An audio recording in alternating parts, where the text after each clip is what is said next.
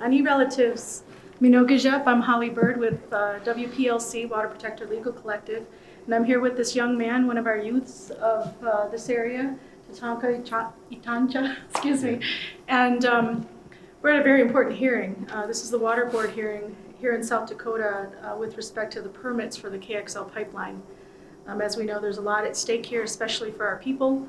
And this young man came today as an intervener. He was an approved intervener here in this case, and he was denied the right to make a statement by the Water Board. So we thought we'd give him that opportunity to make it to you. That's right. Honey washte. Mutako yapo. Tatanka Itancan manchi apialo. Chaje washi chusni chante washte na pe chiuzapo. Bridger tuktel ya hielo na MniWakan Nakicijinpi ya yellow. Good morning, friends and relatives. I am Tatanka Itancan, Buffalo Chief. I have no white man's name. I'm from Bridger and speaking for MniWakan Nakicijinpi. I want to thank the Water Management Board for the opportunity to make a closing statement.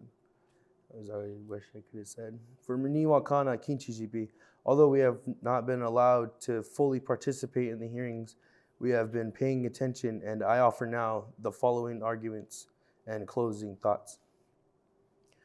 We don't know for sure that there's water available.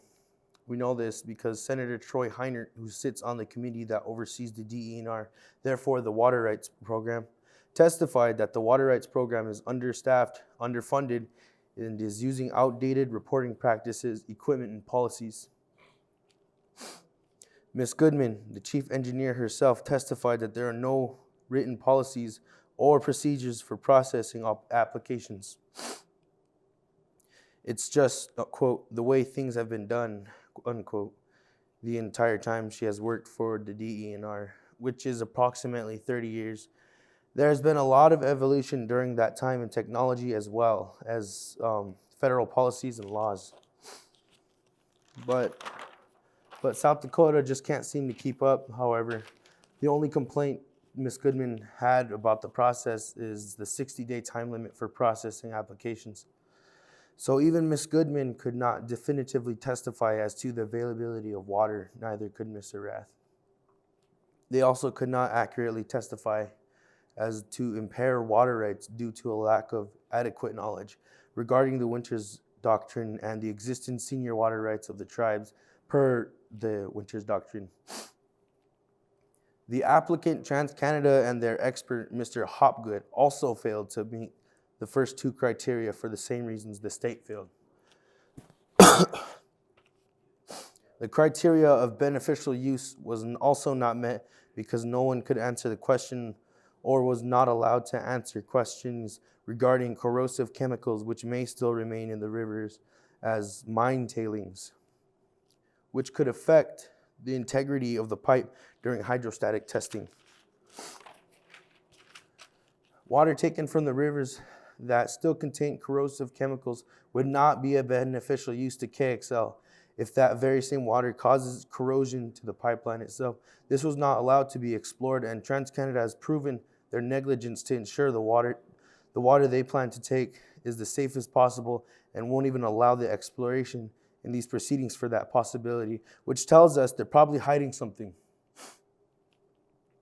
It also means they have been less than honest in these proceedings, which brings me to the fourth and final criteria, public interest.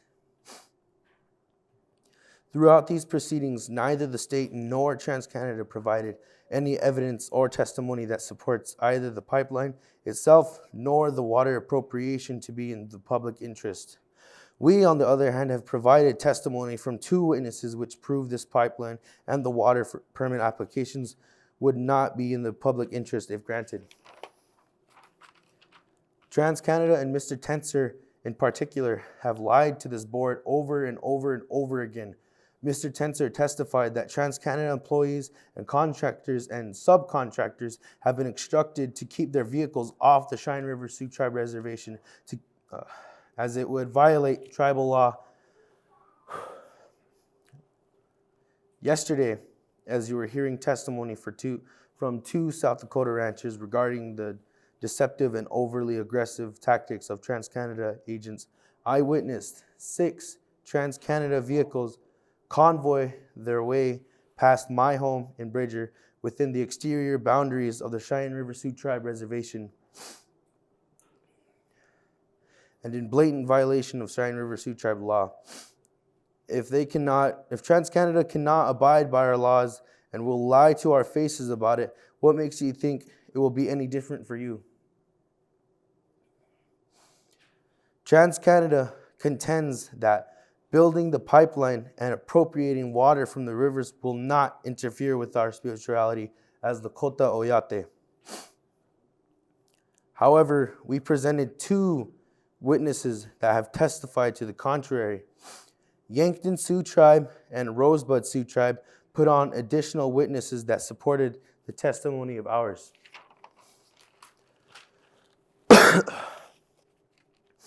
On December 23rd, just 3 days after the last hearings regarding these very permits, the annual ceremonial pilgrimage in which I have participated in since I was a toddler was interfered with right as we were crossing the Cheyenne River. Specifically, our path was blocked by a man in a brown pickup who physically blocked our path as we were in prayer.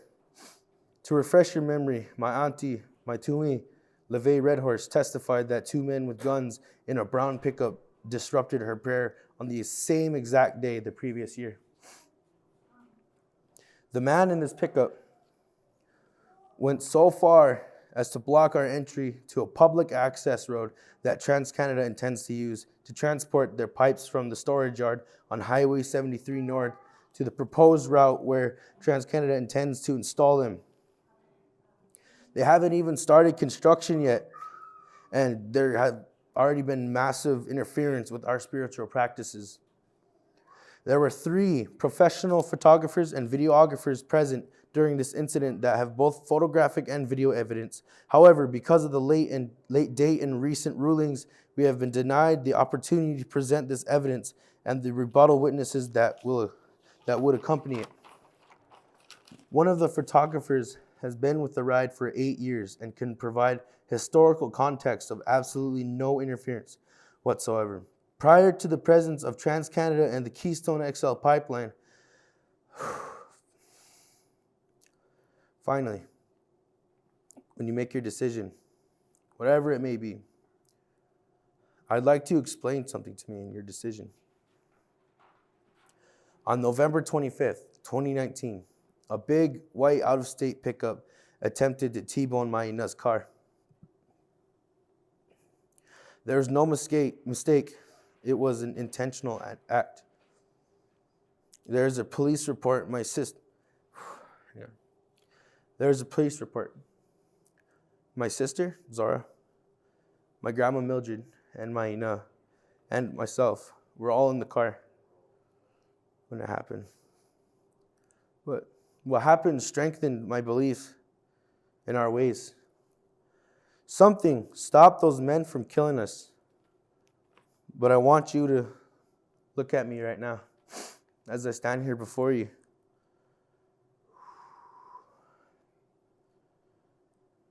When you write your decision, I want you to remember me, my sister, my brother, my nephew. I want you to write in your decision an explanation of why a foreign corporation has a greater right to destroy my home, kill my family, and steal my water than I have to defend my home.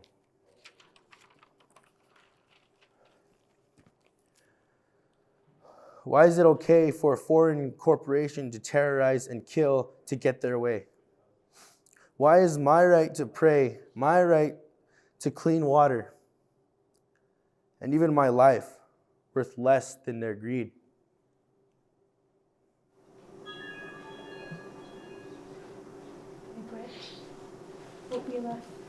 So this young man has pointed out a lot of very important points in this case, and one of the ones I wanted to ask him about, he talked about the public interest. And you mentioned it in your statement that there were lots of lies, there's lots of people not being honest about what's going on. Yeah. under any contract law that we know, particularly between states and companies, there's a thing called good faith. And in good faith, you have to contract with somebody in an honest way. So what is your state doing if they are contracting with someone that's already money? They're operating without good faith, which invalidates a contract. If they invalidate that contract, if it's an invalid contract, then your state is breaking the law, right? So we hear the good words of this young man. He's one of our youth. He needs to be listened to. MniWakan.